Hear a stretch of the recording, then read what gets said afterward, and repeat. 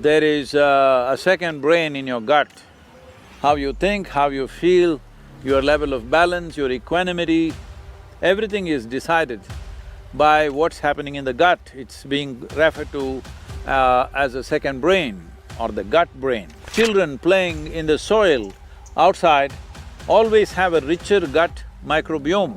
Being in touch with the earth and above all with the soil is a very important part of healthy and balanced life. Life-making magic, that is soil as dirt. If this is dirt, you and me become dirt bags. Let us not be that.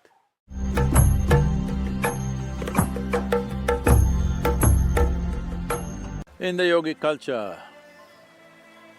generally it is said like this, that you must always consume food which is grown in a land within the diameter or within the radius of how much a man can walk in a day. Children playing in the soil outside always have a richer gut microbiome, not because they're eating soil, simply it happens because your body and the soil are not two different things, just in two different forms.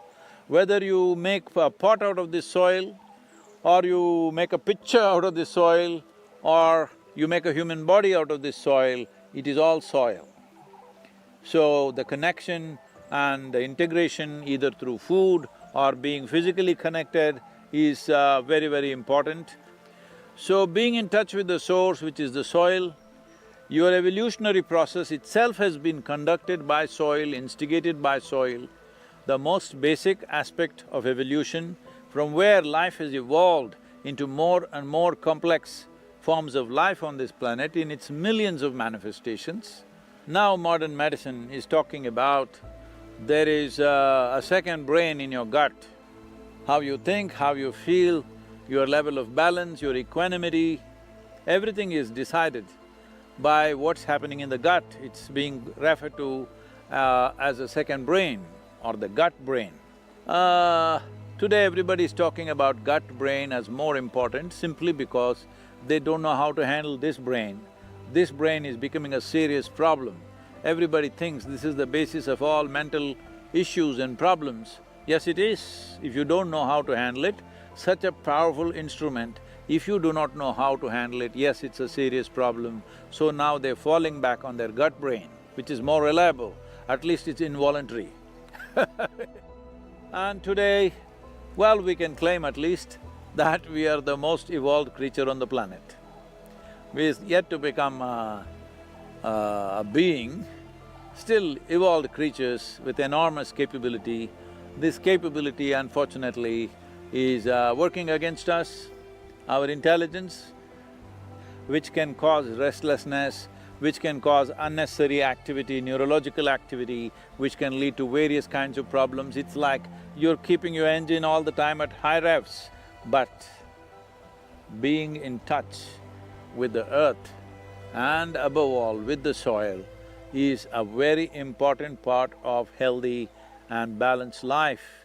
There is any number of things and people have always, for ages, when they want to find peace, when their mind is disturbed, they go into the jungles and the mountains and sit quietly. In yoga, always we lie down on the floor without any kind of insulations except organic insulation because our body should be connected. So people went into the jungles and forests and mountains and they just sat down and they found they became peaceful. This has got something to do with the connection with the soil because you're trying to connect to the soil, you're trying to enrich the gut microbiome, you're trying to bring some semblance of balance into you. Well, if you had a powerful yogic practice, you could do that yourself from within, but if that is not there, the simplest thing is to be in touch with soil and those who live in farms and open areas, the propensity towards allergies is way less for rural children and children who live elsewhere. Have you heard of anybody in Africa having pollen allergy or something else? Have you heard of any tribals who are living close by here, anybody having any lactose intolerance? Such things are unheard of. This only happens in affluent societies because we think affluence means we should become hydrogen balloons. That means we must be away from the earth in every possible way, and then we start calling life-making magic, that is soil, as dirt. If this is dirt, you and me become dirt bags. Let us not be that. Science is now beginning to catch up what Ayurveda has known for thousands of years. Our gut health is actually tied to our nervous system and the network of neurons located in the gastrointestinal tract that has led to call the gut the second brain. Although it can't compose poetry or solve equations, this extensive network uses the same chemicals and cells as the brain to help us to digest and to alert the brain when something is amiss. Science call it our enteric nervous system. What goes into our bellies is far more important than just processing the food we eat. It partly determines our mental state and plays a key role in certain diseases throughout the body. Do you know that scientists were very much shocked to learn that about 90% of the fibers in the primary visceral nerve carry information from the gut to the brain and not the other way around. Normally, when we see something tasty, the brain signals the gut to prepare for the incoming food. When we feel anxious or stressed, we might experience these as abdominal pain, diarrhea, nausea, or butterflies in the stomach. Message travel from gut to brain too. This helps explain why when we eat something that makes us sick, we instinctively avoid the food, even the place we found it. This is because the second brain informs our state of mind as well. Scientists are discovering a big part of our emotions are influenced by the nerves in the gut.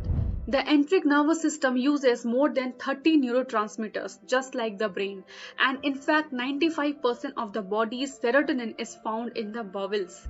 Now, because antidepressant medications increase the serotonin levels, it's a little wonder that medicines meant to cause chemical changes in the mind that often provoke the gastrointestinal issue as a side effect. Irritable bowel movement, which afflicts more than 2 million Americans, also arises in part from too much serotonin in our entrails and could perhaps be regarded as a mental illness of the second brain.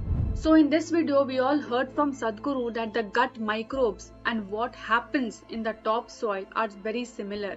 And it not only has life-making material, but it has many remedies too. That is creating the simple everyday changes in our routine, aligning us with our rhythms of the nature, shifting our focus from what we eat, how and why we eat. Secondly, specific yoga practices, Ayurvedic herbal supplements, herbal teas and more help to strengthen digestion for effective assimilation and absorption of much needed nutrients. Not only this, if we connect with the nature, our gut micro will be very much improved. Daily bowel movement, sound sleep, balanced energy, improved memory and a reduction or elimination of inflammation gas, bloating and indigestion are some of the benefits that occur when we are living in rhythm with a clean gut and a clear mind. This is why it is very much important to make our body run with the rhythms of the natural cycle by simply connecting with the nature. So now, winding up, hope you loved the video and found it meaningful. And if yes, do not forget to share this video with your friends and family. And up to next, stay safe, healthy, happy, and namaskaram.